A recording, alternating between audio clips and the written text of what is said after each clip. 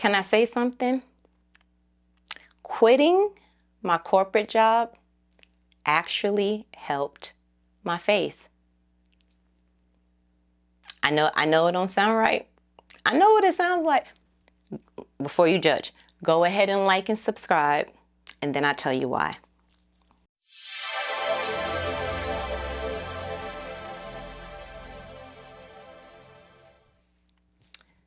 Quitting actually helped my faith. I realize now that corporate actually was a clutch. All right, so let me explain. I'm very determined. I'm ambitious. I have a tenacity that I would like to believe is unmatched when unleashed to its fullest potential. And I realized that I was using my faith for the plan that I had for myself. Because I was going to be at this particular position. I was going to be making this particular amount of money. I was going to be, so I had all these eyes, and it got to the point that God was like, you know, I have a plan for you too, right? And I was like, yeah, but I thought that if you were allowed to keep going in a path, that if you were allowed to keep opening up doors and all the things, that there should be some type of, like, as long as you worked hard for it and it was in good moral standard, that, like, yeah, God should give it to you. And God was like, so you depend on your skill set. You depend on your accolades, your education, your experience. You depend on those particular checks. You depend on the networking system that you have accumulated. You are depending on all these things to open up these doors, and none of them look like me. So when you walk through these doors and you actually get into these positions and get into these seats, you start to realize, oh my gosh, I don't, yeah. Because if you led you there, you got to keep you there. The one thing that I know for sure about God is that when he opens up a door, he gives you the way, he gives you the instruction, he gives you the buffer. Like, there is a covering that comes with that. And what I have noticed after quitting my job, I said, God, I literally did not realize that I didn't have that much trust in you to be able to read a Bible, to be able to see what you've done in other people's lives, to see what you've done in my life, and still say, yeah, but I want to choose this route of safety, this route of logic. Oh, that's a whole nother story. I made logic my God, because if it didn't make sense, or if my back was put against the wall and I don't really have a choice, oh, okay, I'll do. And it's like, but why do you need to have these tumultuous external situations happening for you to just submit to what God is saying? Like, yo, I'm going to be honest with you. Quitting my job was not easy. But overriding what I was feeling was also not easy. So I had to choose which master I was going to listen to. Bible says you cannot serve both God and be enslaved to money. You cannot do the two.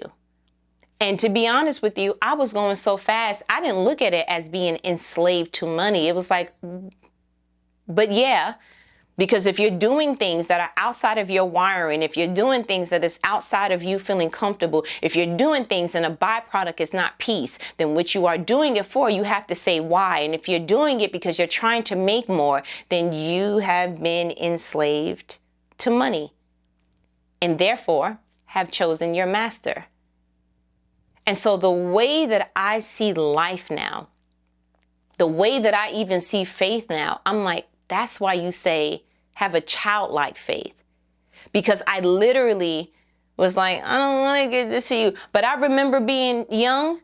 If somebody in my family was like, hey, we going somewhere, put your shoes on. I didn't ask a whole bunch of questions. It was put your shoes on. It's time to go. You understand? Like, there was no dialogue. It was just the excitement of the person that I'm entrusting is saying that we're going somewhere. So we're just going. But why don't we do that with God? And these are the inner conversations that I was having with myself. Like, why does he got to convince you? You look like Moses. He on the other side of the mountain trying to convince you to be the answer for some people who are praying to God for their freedom. But he got to spend this time to be trying to convince you. I don't want God to have to convince me no more. I don't want to have to filter through my knowledge. It literally says, lean not on your own understanding. I want to get to a place that I'm like, you know what? You said it, I'm going to do it. It's nothing else to talk about. When I was reading about Noah, I was like, yo, God gave him all these instructions. And the next sentence said, and Noah did exactly as God commanded.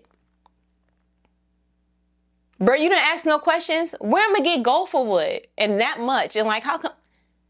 No, because we have made it very common to talk back to God, to question him, to wait a minute, to give him suggestions. He's not Siri. Like, hey, no, that's not him. Like, you see what I'm saying? It's like, get to a place that you like, I don't get it, but you said to do it, so here goes. And then be able to get to the other side like, honestly,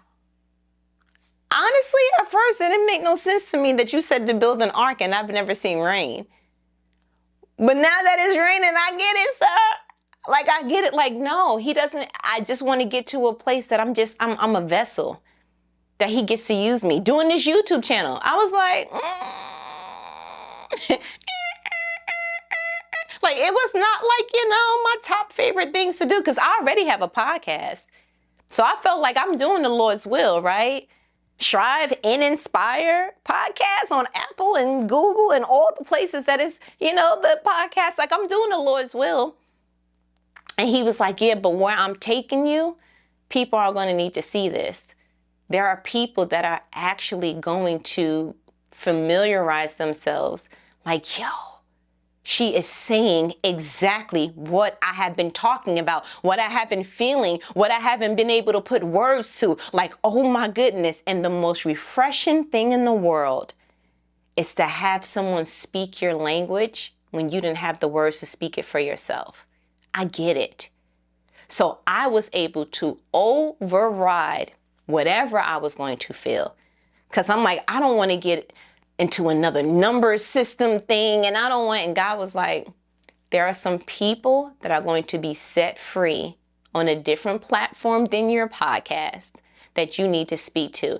And I promise you, last night I got a notification from someone that was like, sis, you are speaking to me. And I looked up and God was like, I said, oh, okay. I get it. And so that's just what this is. It's as he unveils the path to me, as he unveils and takes off the fish scales off of my eyes, as I continue to have a Damascus moment, I'm like, yo, this is like, I can't keep this to myself. You could look at it like, oh, it's embarrassing, or you could look at it like, a lot of people are not going to agree. It's okay. Those with ears, let them hear. I'm not going to be everybody's cup of tea, and I'm not trying. That's why there's so many beverages in the grocery store. Okay, great. But what I am trying to do is like, yo, you're not alone. I get it. Like, what you're feeling is real. Yes, God is trying to get your attention. Why do you think you ended up on this video? It's giving very much divine intervention. There's no such thing as a coincidence. You understand? And so as I am navigating this process, I am starting to notice that God is way more invested in who I am becoming rather than bringing me to a common destination. Because I already know I stand in faith. The abundance is coming. The wealth, the joy, the contentment, the satisfaction, the influence, the things that God is putting in my heart to do. I'm literally looking at it now and I'm like, how am I going to do this big thing by myself? Like, I don't really know. But I'm not looking at all the details. I'm not going to be Martha with it. I am choosing that in this season to rest at the feet of Jesus like Mary. And what he's showing me is, if you allow me to transform you in this season, you will be so much more grateful and prepared for what he is bringing you to. Like, if the Israelites would have just seen, he's trying to make me a fighter because I have a deficit in that area. The promised land is coming, but you need to be a different person for this promised land.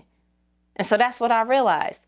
I'm like, God is literally strategically attacking the areas of my life that he's like, you got a deficit there. I need to go ahead and strengthen you here because you need to be a different kind of person, an upgraded, updated version of yourself for this particular promise. I cannot bring you here as Saul and know that you're supposed to be Paul. I cannot build my church on you as your name being Andrew. I'm going to have to rename you and call you Peter. God does something transformative. Like, yo, you were Abram when I met you, but you would be the father.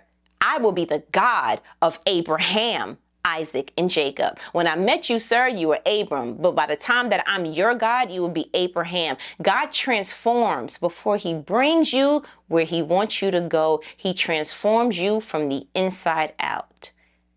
And the one thing that I can say, O.M. Jizzle, that he is doing is that my faith has been, wow.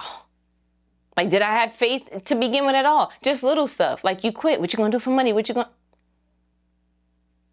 I'm going to listen for God to tell me what to do, when to do, and just how to do it. And I'm talking about supernatural provisions like, oh.